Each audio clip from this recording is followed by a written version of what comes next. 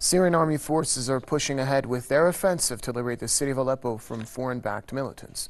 Government forces, in close coordination with allied troops, have managed to recapture a third of the militant-held areas in Aleppo. The latest gain was made in al-Sakhur and al-Haydariya districts, which were fully liberated by Syrian forces, practically purging the city's northeast of the militants.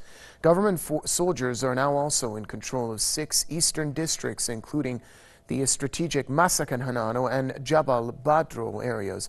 Masakan Hanano was the biggest militant-held area and the first district the terrorists took in 2012. Meanwhile, the so-called Syrian Observatory for Human Rights says that nearly 10,000 civilians have fled East Aleppo to seek refuge in the safer government-held areas and Kurdish-controlled neighborhood of Sheikh Mahsoud.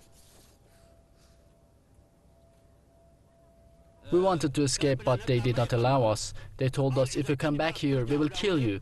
We tried again and again. Finally, we came out. We live under tyranny, oppression, terror and fear. There is no food and no drink. We cannot speak because of fear. And finally, we went out. They took our mobiles and ID cards.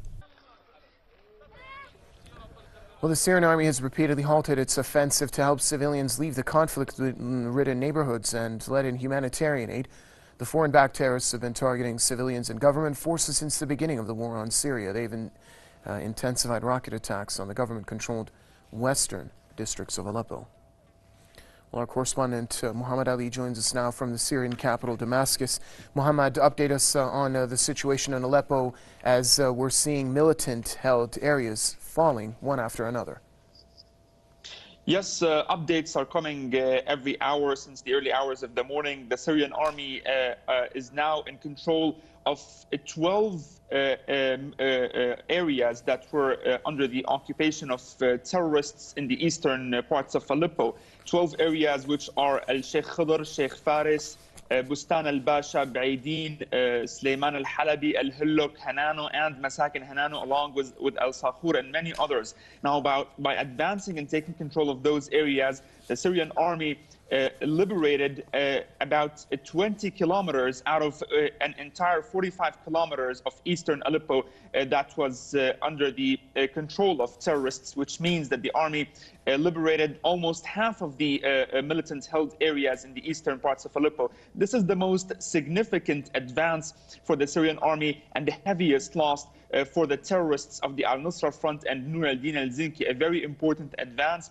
We have started seeing the collapse of the terrorists since the army took control of Masakin Hanano just 2 days ago, signaling the start of the collapse of those terrorists. And now we are expecting that in a few days, perhaps, the Syrian army may be in control of the entire eastern parts of Aleppo. And this means that the entire city would be under the control of the Syrian army. This is something that the Syrian government made clear that it is its main goal in its military operation over there for the Syrian army and allied forces. Now, in parallel with the Syrian army's advances in the eastern parts of Aleppo, and due to those advances, civilians, thousands of civilians, are being able to get out of those areas and leave them towards the Syrian government-held areas in the western side of Aleppo, where the Syrian government has been providing them with temporary shelter centers and also basic needs, medicine and food. Very important advances, of course, for the Syrian army. And we are expecting that every hour we could be hearing